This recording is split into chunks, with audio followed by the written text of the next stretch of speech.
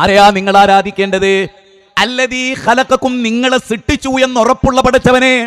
ഏതെങ്കിലും ഒരു ഹൈന്ദവന് തന്റെ ഇടത്തോടെ ചങ്കുറപ്പോടെ പറയാൻ പറ്റുമോ എന്നെ സൃഷ്ടിച്ചത് ശ്രീരാമനാണെന്ന്, എന്നെ സംവിധാനിച്ചത് ശ്രീകൃഷ്ണനാണെന്ന്, എന്നെ രൂപപ്പെടുത്തിയതിൽ മാതാമൃതാനന്ദമയ്ക്ക് പങ്കുണ്ടെന്ന്, എന്റെ വായു സഞ്ചാരത്തെ നിയന്ത്രിച്ചതിൽ അതുപോലെ പുട്ടപ്പർത്തിയിലെ സായിബാബക്ക് പങ്കുണ്ടെന്ന്, എന്റെ ശ്വാസോച്ഛ്വാസത്തെ നിയന്ത്രിക്കുന്നതിൽ മുഹമ്മദ് നബിക്ക് പങ്കുണ്ടെന്ന് ഒരു മുസ്ലിമിന് പറയാമോ?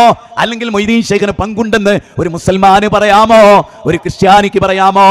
ഈ പ്രപഞ്ചത്തെ സൃഷ്ടിച്ചത് യേശുവാണെന്നൊരു ക്രിസ്ത്യാനി പറഞ്ഞാൽ, യേശു ക്രിസ്തു ജനിക്കുന്നതിന് മുമ്പ് ഭൂമി ഉണ്ടല്ലോ, ആകാശമുണ്ടല്ലോ, സൂര്യനുണ്ടല്ലോ, രാവുണ്ടല്ലോ, പകലുണ്ടല്ലോ, ഇതൊക്കെ നടക്കുന്നുണ്ടല്ലോ.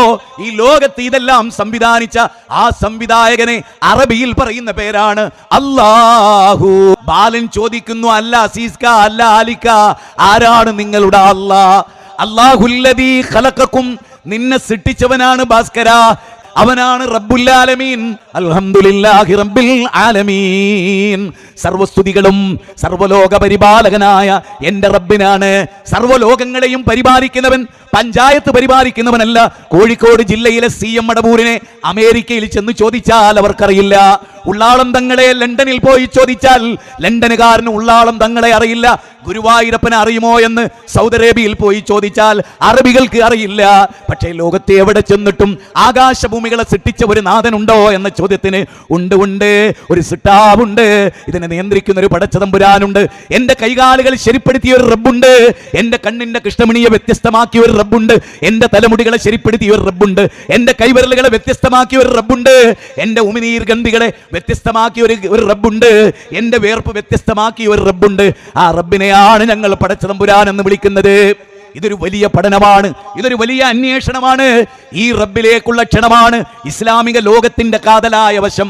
ഏതൊരു പ്രവാചകൻ ഭൂമുഖത്ത് വന്നുവോ, ഏതൊരു പ്രവാചകൻ ജനങ്ങളെ അഭിമുഖീകരിച്ചുവോ, അവരൊന്നാമതായി പറഞ്ഞ കാര്യം മൊയ്തീൻ ശൈഖിന്റെ കറാമത്തിനെ കുറിച്ചല്ല, മമ്പറന്തങ്ങളുടെ മേന്മയെ കുറിച്ചല്ല, ഏതെങ്കിലും ഒരു പ്രവാചകന്റെ മുഅ്ജിസത്തിന്റെ കഥകൾ പറയാനല്ല, ഏതെങ്കിലും ഒരു ബീവിയുടെ കറാമത്ത് വിശദീകരിച്ച് പാവപ്പെട്ട ജനങ്ങളെ ചൂഷണം ചെയ്ത് അമ്പരചുംബികളായ കൊട്ടാരങ്ങൾ ഉണ്ടാക്കി ശീതീകരിച്ച റൂമിൽ കിടന്നും കോടികൾ വിലപിടിപ്പുള്ള കാറിൽ സഞ്ചരിച്ചും അങ്ങനെ ജനങ്ങളുടെ പിന്തുണ കിട്ടി ജീവിക്കാനല്ല അവർ കല്ലേറുകൊണ്ടത്, അവർ കൂക്കുവിളിയേറ്റത്, അവർ ബഹിഷ്കരണമേറ്റത് ഒരൊറ്റ കാര്യം കൊണ്ടായിരുന്നു. എന്റെ പ്രിയപ്പെട്ട മുസ്ലിം ഉമ്മത്തെ, അല്ലാഹ് പറയുകയാണ്, ഉദനലില്ലദീന യുഖാതലൂന ബിഅന്നഹും ളുലിമു വ ഇന്നല്ലാഹ അലാ നസ്രിഹിം ലഖദീർ വല്ലദീന ഉഖ്രിജൂ മിൻ ദിയാരിഹിം ബിഗൈരി ഹഖിൻ ഇല്ലാ യഖൂലു റബ്ബുനല്ലാഹ്. എത്ര മനോഹരമാണ് ആ വചനം. എന്തേ അവർ വീട്ടിൽ നിന്ന് പുറത്താക്കപ്പെട്ടത്? എന്തേ അബൂബക്കർ സിദ്ദീഖിന് മദീനത്ത് പോകേണ്ടി വന്നത്? മൊയ്തീൻ ശൈഖിനെ വിളിക്കാമെന്ന് പറഞ്ഞതിന്റെ പേരിലല്ല, അല്ലെങ്കിൽ ലാത്തയെ വിളിക്കാമെന്ന് പറഞ്ഞതിന്റെ പേരിലല്ല, ഉസ്സയെ വിളിക്കാമെന്ന് പറഞ്ഞതിന്റെ പേരിലല്ല.